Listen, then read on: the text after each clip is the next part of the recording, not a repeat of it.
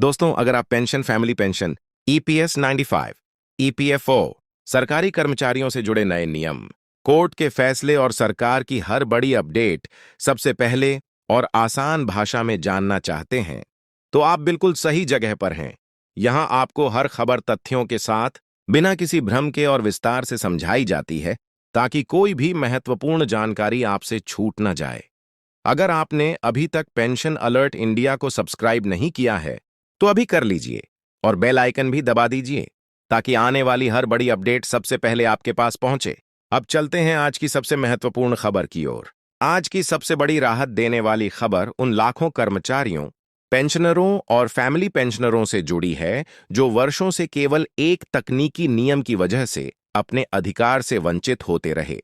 और 8 जुलाई 2026 तक इस पूरे मामले में जो स्थिति सामने आई है, उसने एक बार फिर यह साबित कर दिया है कि यदि कोई कर्मचारी पूरे वर्ष ईमानदारी से अपनी सेवा पूरी करता है, तो केवल एक दिन के अंतर के आधार पर उसके अधिकार को हमेशा के लिए खत्म नहीं किया जा सकता। यही कारण है कि पिछले कुछ वर्षों में नेशनल इंक्रीमेंट का मुद्दा देश भर में सबसे अधिक चर्चा का विषय बना रहा और अब इसके प्रभाव दूर तक दिखाई दे रहे हैं। बहुत से लोग आज भी यह समझ नहीं पाते कि आखिर नेशनल इंक्रीमेंट का मतलब क्या होता है।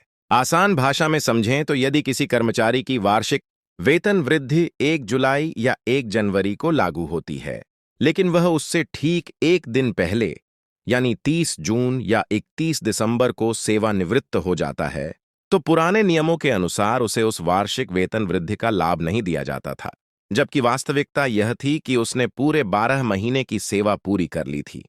उसने पूरे वर्ष अपना दायित्व निभाया, सरकार के लिए काम किया, लेकिन केवल कैलेंडर की एक तारीख उसके अधिकार के बीच दीवार बन जाती थी। यही कारण था कि हजारों कर्मचारियों ने इसे अन्यायपूर्ण बताया और वर्षों तक इस व्यवस्था के खिलाफ आवाज उठाई। इस नियम का सबसे बड़ा असर केवल उस कर्मचारी तक सीमित नहीं रहता था। जब किसी कर्मचारी को अंतिम वेतन में वृद्धि का लाभ नहीं मिलता था, तो उसकी पेंशन भी कम तय होती थी। इसके साथ साथ ग्रेच्युटी, लीव एनकैशमेंट, कम्यूटेशन और अन्य कई सेवानिवृत्ति लाभ भी प्रभावित हो जाते थे। यानी एक दिन का अंतर जीवन भर की आर्थिक स्थिति पर असर डाल देता था। कई परिवारों ने यह महसूस किया कि उन्होंने पूरी सेवा दी, लेकिन रिटायरमेंट के बाद मिलने वाली राशि अपेक्षा से काफी कम हो गई। यही वजह थी कि यह केवल वेतन वृद्धि का मामला नहीं रहा, बल्कि सम्मान और अधिकार का प्रश्न बन गया। जब यह विवाद लगातार बढ़ता गया, तो अलग अलग राज्यों और विभिन्न न्यायालयों में इस विषय पर याचिकाएं दायर की गईं। अंततः मामला सर्वोच्च न्यायालय तक पहुंचा। न्यायालय ने पूरे विषय को विस्तार से सुना और यह स्पष्ट किया कि यदि किसी कर्मचारी ने पूरे वर्ष की सेवा पूरी कर ली है, तो केवल इसलिए उसे वेतन वृद्धि से वंचित नहीं किया जा सकता, क्योंकि उसकी सेवानिवृत्ति एक दिन पहले हो गई। अदालत की यह टिप्पणी लाखों कर्मचारियों के लिए उम्मीद की किरण बनकर सामने आई। इस निर्णय ने यह संदेश दिया कि कानून का उद्देश्य अधिकारों की रक्षा करना है, न कि तकनीकी कारणों से उन्हें समाप्त करना। सुप्रीम कोर्ट के निर्णय के बाद विभिन्न विभागों में इस विषय पर नई प्रक्रियाएं शुरू हुईं। कई कर्मचारियों को नेशनल इंक्रीमेंट का लाभ मिलने लगा। अनेक स्थानों पर पुराने मामलों की समीक्षा भी की गई। जिन लोगों ने वर्षों पहले आवेदन दिए थे, उन्हें भी राहत मिलने की प्रक्रिया शुरू हुई। हालांकि सभी विभागों में एक जैसी स्थिति नहीं बनी और कई जगहों पर अभी भी प्रशासनिक स्तर पर देरी देखने को मिली। कुछ कर्मचारियों को न्यायालय का सहारा दोबारा लेना पड़ा, जबकि कुछ मामलों में विभागीय आदेश जारी होने का इंतजार बना रहा। इसी बीच एक और महत्वपूर्ण सवाल सामने आया। जिन कर्मचारियों का निधन हो चुका था और जिनके परिवार केवल फैमिली पेंशन पर निर्भर थे, क्या उन्हें भी इस लाभ का अधिकार मिलना चाहिए? यही वह मुद्दा था जिसने हजारों परिवारों को चिंता में डाल रखा था। कई विधवाएं और आश्रित परिवार ये मांग कर रहे थे कि यदि कर्मचारी अपने जीवन काल में इस लाभ का पात्र था, तो उसके निधन के बाद उसके परिवार को भी इसका लाभ मिलना चाहिए। आखिर पेंशन केवल एक राशि नहीं, बल्कि परिवार की आर्थिक सुरक्षा होती है। इसी मांग को लेकर लगातार प्रतिनिधित्व किया गया। कर्मचारी संगठनों, पेंशनर्स एसोसिएशनों और सामाजिक संगठनों ने सरकार का ध्यान इस ओर आकर्षित किया कि यदि मूल कर्मचारी का अधिकार स्वीकार किया जा चुका है, तो फैमिली पेंशनरों को बाहर रखना उचित नहीं होगा। इसी विषय पर लगातार चर्चाएं होती रहीं और विभिन्न स्तरों पर विचार विमर्श का दौर चलता रहा। अगर आप चाहते हैं कि पेंशन, फैमिली पेंशन, ईपीएस 95, सरकारी कर्मचारियों के नियमों और ऐसे महत्वपूर्ण फैसलों की हर बड़ी जानकारी आपको सबसे पहले सरल भाषा में मिलती रहे, तो अभी इस वीडियो को पसंद करें और चैनल को सब्सक्राइब करना बिल्कुल ना भूलें। आपका एक सब्सक्रिप्शन ऐसी ही सटीक जानकारी लगातार आप तक पहुंचाने में बहुत बड़ी भूमिका निभाता है।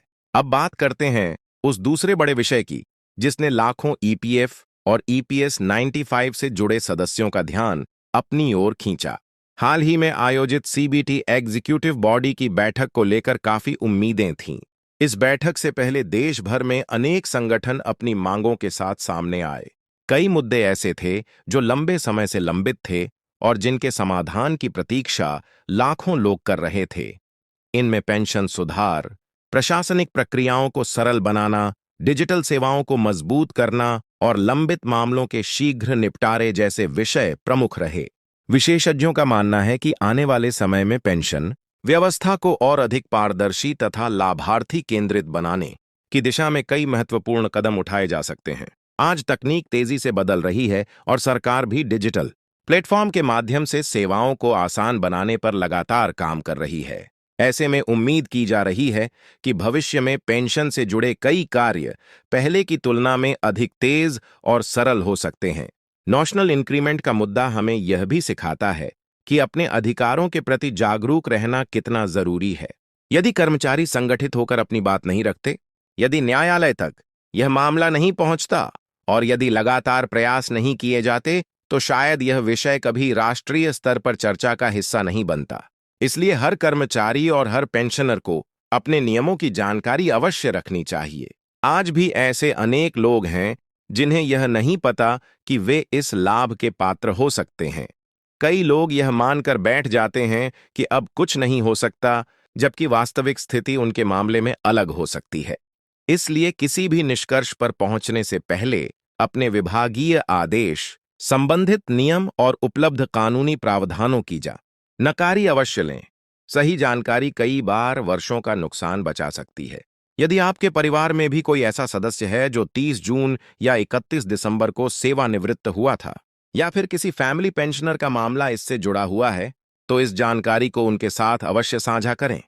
संभव है कि यह जानकारी किसी परिवार के लिए बहुत महत्वपूर्ण साबित हो। कई बार केवल सही समय पर मिली जानकारी ही किसी व्यक्ति का आर्थिक भविष्य बदल देती है। यदि आपको ऐसे विषयों पर तथ्य आधारित और आसान भाषा में विश्लेषण पसंद आता है, तो चैनल को सब्सक्राइब करके जुड़े रहिए। आने वाले समय में pension, EPF, EPS 95, family pension और सरकारी कर्मचारियों से जुड़े हर बड़े अपडेट पर विस्तार से चर्चा की जाएगी, ताकि आपको अलग अलग जगह जानकारी खोजने की जरूरत न पड़े। और 8 जुलाई 2026 तक उपलब्ध जानकारी के आधार पर इतना स्पष्ट है कि नेशनल इंक्रीमेंट का विषय अभी भी लाखों लोगों के लिए बेहद महत्वपूर्ण बना हुआ है। कई मामलों में राहत मिल चुकी है, कई मामलों में प्रक्रिया आगे बढ़ रही है और कुछ विषय अभी भी विभिन्न स्तरों पर विचाराधीन हैं।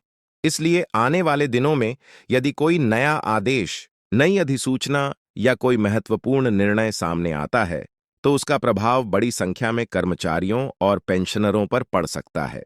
इसी कारण यह जरूरी है कि किसी भी अफवाह या अपुष्ट जानकारी पर भरोसा करने के बजाय केवल आधिकारिक आदेशों और विश्वसनीय सूचनाओं पर ही विश्वास किया जाए। सोशल मीडिया पर कई बार अधूरी जानकारी तेजी से फैल जाती है, जिससे लोगों में भ्रम पैदा होता है। इसलिए हमेशा तथ्यों की पुष्टि करने के बाद ही किसी निष्कर्ष पर पहुंचें। अगर आप चाहते हैं कि भविष्य में आने वाले हर महत्वपूर्ण आदेश, कोर्ट के फैसले, पेंशन से जुड़े बदलाव और कर्मचारियों के अधिकारों की पूरी जानकारी आपको बिना किसी भ्रम के लगातार मिलती रहे, तो अभी चैनल को सब्सक्राइब करें और नोटिफिकेशन जरूर ऑन रखें। इससे जैसे ही कोई बड़ी अपडेट आएगी, उसकी जानकारी सबसे पहले आप तक पहुंच सकेगी। उम्मीद है कि आने वाले समय में जिन परिवारों को अब तक अपने वैध अधिकार नहीं मिल पाए हैं, उन्हें भी न्याय मिलेगा और जो लंबित विषय हैं, उन पर भी सकारात्मक निर्णय देखने को मिलेंगे। आखिर किसी भी कर्मचारी की पूरी सेवा का सम्मान होना चाहिए और उसके परिवार की आर्थिक सुरक्षा भी उतनी ही महत्वपूर्ण है जितनी उसकी नौकरी के दौरान की मेहनत। आज की इस विस्तृत जानकारी में हमने नेशनल इंक्रीमेंट से जुड़े पूरे मुद्दे, इसके कानूनी पक्ष, पेंशन पर पड़ने वाले प्रभाव, फैमिली पेंशनरों की स्थिति, हाल की प्रगति और आगे की संभावनाओं को सरल भाषा में समझने की कोशिश की। यदि आपको यह जानकारी उपयोगी लगी हो, तो इसे अधिक से अधिक लोगों तक पहुंचाइए ताकि जिन लोगों को इसकी आवश्यकता है, वे भी अपने अधिकारों के बारे में जागरूक हो सकें। आपका सहयोग ऐसी महत्वपूर्ण जानकारी को लाखों जरूरतमंद लोगों तक पहुंचाने में मदद करता है। फिलहाल आज के लिए बस इतना ही।